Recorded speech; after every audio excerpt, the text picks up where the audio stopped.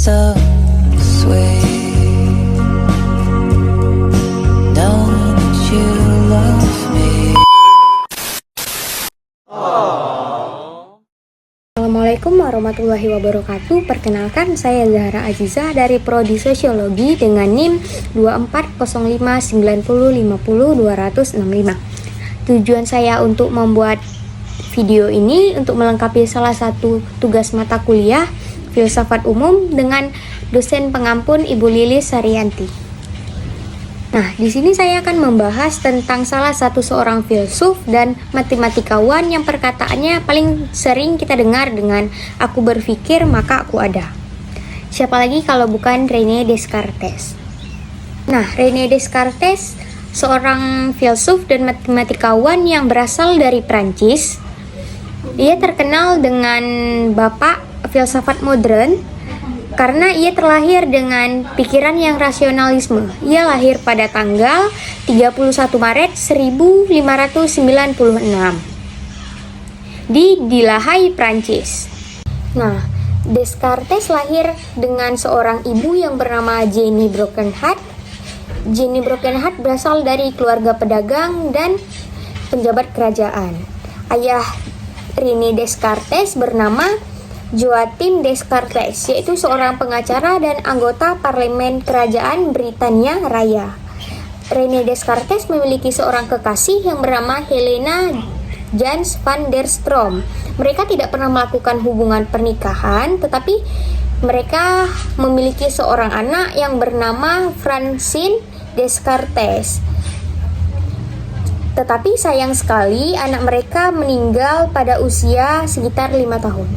Selanjutnya ada kontribusi filosofis. Yang pertama ada keraguan metodis. Keraguan metodis, pendekatan Descartes untuk meragukan segala sesuatu untuk mendapatkan sebuah kebenaran. Contohnya kalau kita melihat suatu benda dari kejauhan, itu terlihat nampak kecil. Tetapi kalau kita lihat dari dekat, itu nampak besar. Ini salah satu contoh keraguan terhadap indera. Kedua, ada dualisme Kartesian.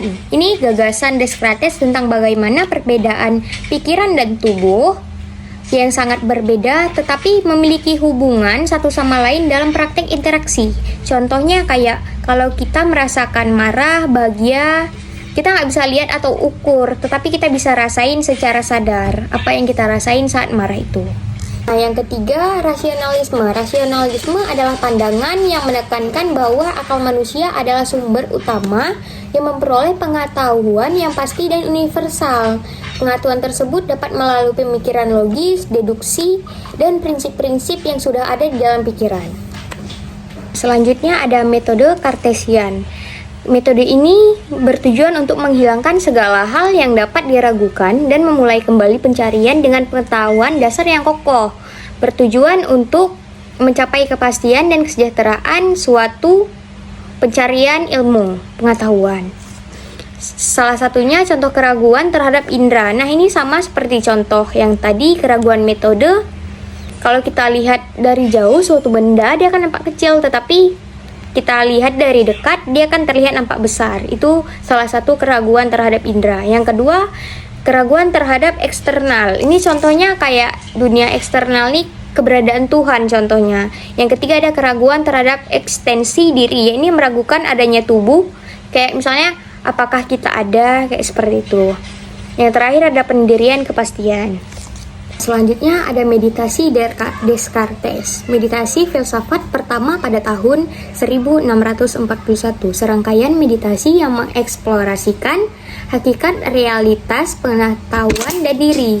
Selanjutnya ada kontribusi matematika, geometri analitik. Descartes mengembangkan sistem untuk menggambarkan dan membentuk geometri menggunakan persamaan aljabar. Ia juga memperkenalkan penggunaan koordinat dalam bidang Kartesian yang meletakkan dasar pada kalkulus terkenal dengan persamaan garis lurus, yaitu Y sama dengan MX tambah B. Selanjutnya ada dampak Descartes pada filsafat modern.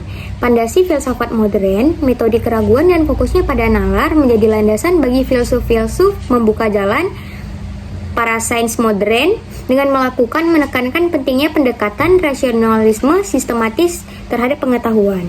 Selanjutnya ada warisan René Descartes. Karya Descartes yang pertama yaitu dalam filsafat matematika sains menjadi landasan bagi pencerahan. Yang kedua ada ide skeptisme dan rasionalisme berkontribusi pada pengembangan sains dan filsafat modern. Yang terakhir ada karya dalam matematika mempengaruhi Newton dan Leibniz dalam menciptakan kalkulus. Yang terakhir yaitu kesimpulan Descartes dianggap sebagai salah satu pemikir paling berpengaruh dalam filsafat barat.